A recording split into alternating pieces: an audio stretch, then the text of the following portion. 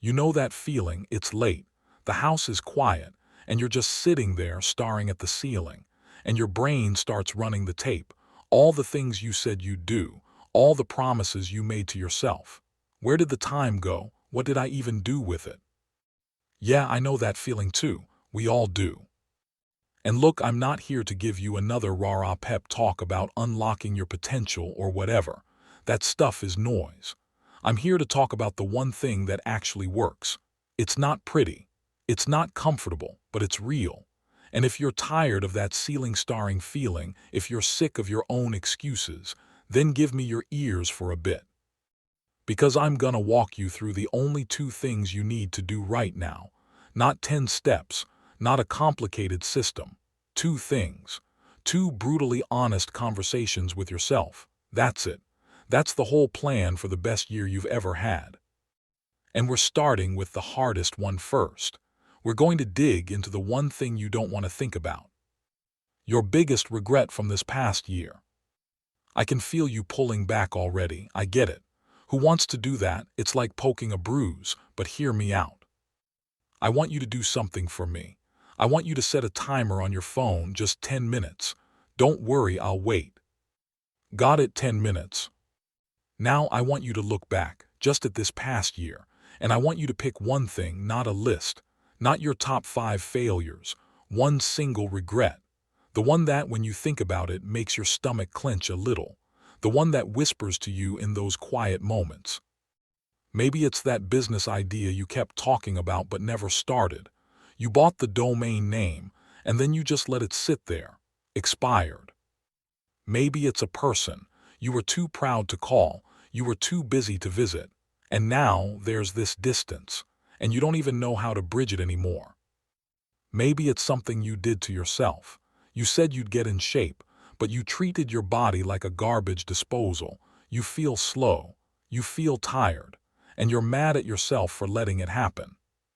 For me this year, it was my writing. I let it slip. I used being busy as an excuse. I had client work, I had meetings, I had all these supposedly important things, and I let them push aside the one thing that matters most to me, sitting down and putting words on a page. The quality suffered, the quantity disappeared, and it stings. It really does, because I know better, and I didn't do better. That's your 10 minutes. Find that one thing. Now I need you to go old school. Get a piece of paper, a real one, and a pen. Don't type this. Your fingers need to feel this. Write it down. Write down that single biggest regret. I know it hurts. Good. That pain, that's your compass. It's pointing directly at what you actually care about. If it didn't hurt, it wouldn't matter. All right, you've got that first paper. It's ugly. It's honest. Put it to the side. Now take a second piece of paper. This one is your lifeline. On this paper, I want you to write two things, just two. First, what did that regret teach you? What's the crystal clear, obvious lesson you're walking away with? Don't overcomplicate it. For me, the lesson was simple. Busy is a liar. Busy is what you say when you haven't decided what's important. My lesson was that I need a schedule that doesn't budge. That my writing time is not the first thing I cancel, it's the last. Second thing on that paper, what's your tiny January plan? Not a year-long resolution. A January plan. One small, concrete way you make sure this exact mistake never happens again. My plan, 3 hours. Every single day in January, first thing in the morning, the world can wait. My writing gets those 3 hours. It's in my calendar, in ink. It's not a hope, it's a fact. Maybe your plan is one phone call every Sunday to that person you drifted from. Maybe your plan is to cook a real meal at home 4 nights a week instead of ordering trash. Maybe your plan is to spend 30 minutes a day, before you look at any screen, working on that business idea. One lesson. One tiny, enforceable plan for January. Now here's the ritual. Look at that first paper, the regret. I want you to really look at it, and I want you to say this to yourself. I'm human, I messed up, it's okay. You have to mean it, you have to forgive yourself. Carrying that shame into next year, that's just extra weight, you don't need it. Then I want you to crumple that first paper into a ball. crumple it up good, and throw it away. Trash can, recycling. Burn it if you want, it's done, it's over. You've learned from it, you don't get to carry it anymore. But that second paper, the one with the lesson and the January plan, you keep that, put it on your fridge, tape it to your bathroom mirror. That's not your past, that's your map. That's the first chapter of your next year already written. Most people think regret is a weakness. It's not. It's data. It's your personal, painful, incredibly accurate GPS telling you exactly where you need to go. All you have to do is listen to it. Okay, deep breath. The hard part is over. Now let's talk about the second thing, and this one's fun.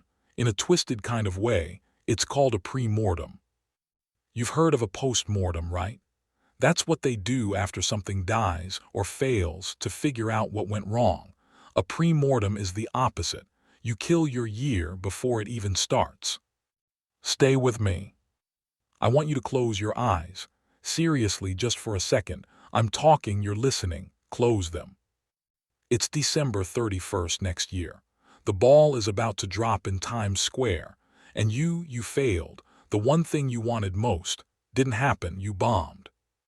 Maybe you said you'd finally get out of debt, but you're deeper in the hole. Maybe you promised your kids you'd be at every game, but you missed half of them for just one more email. Maybe you wanted to finally launch that thing, build that thing, create that thing, and it's still just an idea in your Notes app. You're at that New Year's Eve party, forcing a smile, and inside you just feel like a fraud, because you knew what to do, and you didn't do it. Now, in that moment of imagined failure, I want you to ask yourself one question. Why? What went wrong? This isn't negative thinking. This is strategic thinking. It's what psychologist Gary Klein talks about. You're finding the cracks in the foundation before you even build the house. So why did you fail? Be brutally honest. Did you fail because you never actually put the important stuff on your calendar? You just hoped you find the time. Hope is not a strategy. Did you fail because you tried to rely on motivation? Motivation is a fair weather friend. It shows up when you're feeling good and bails the second things get hard. Did you fail because you had no one in your corner? No one to call you out when you started slacking. No one to say, hey, how's that project going? You tried to go solo and you got lost.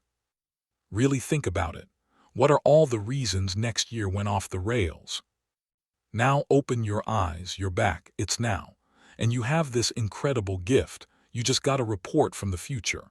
You know all the ways you're going to screw up. So your job now is to design a year where those failures are impossible. If you failed because you didn't schedule family time, then right now, before you do anything else, open your calendar and put in 10 family days. Non-negotiable, sacred. They're more important than any work meeting. If you failed because you had no accountability, then this week you find that person. You text a friend. You hire a coach. You join a group. You say, here's my goal. Kick my butt if I stray. If you failed because you relied on motivation, then you build a structure so tight that motivation doesn't even matter. You set your clothes out the night before. You prep your meals on Sunday. You automate the decisions so your tired, weak-willed self has no choice but to follow the path. I do this for everything, every big project, every goal. I imagine it's a year from now and it's crashed and burned, and I write down why. It saved me from so many stupid mistakes. It punctures my overconfidence. It shows me the blind spots. You have to do this. Go into the future. Witness the failure. Then come back and build a year where that failure story can't even be written. So that's it. That's the whole plan. Step 1, the regret review. Find the pain. Learn its lesson. Make a tiny plan. Throw the regret away. Step 2, the pre-mortem. Visit the future failure. Learn its reasons. Build a present that makes it impossible. It's not about massive action. It's about brutal honesty. It's about listening to the quiet voice you've been trying to silence. The one that knows exactly what you need to do. This isn't about becoming a different person. It's about finally listening to the person you already are. You have the map now. The regrets showed you where you don't want to go. The pre-mortem showed you all the potholes in the road. All that's left is to take the first step. Start with January. Start with today. And look, if this raw, honest talk, if it hit you somewhere real, do me a favor. Let me know down in the comments. Just write "I'm in." 2 words, that's all. And if you want more of this, no fluff, just the real stuff, then hit subscribe. It means the world, and it lets me know I should keep making these. Thanks for listening, truly. Now go get that paper.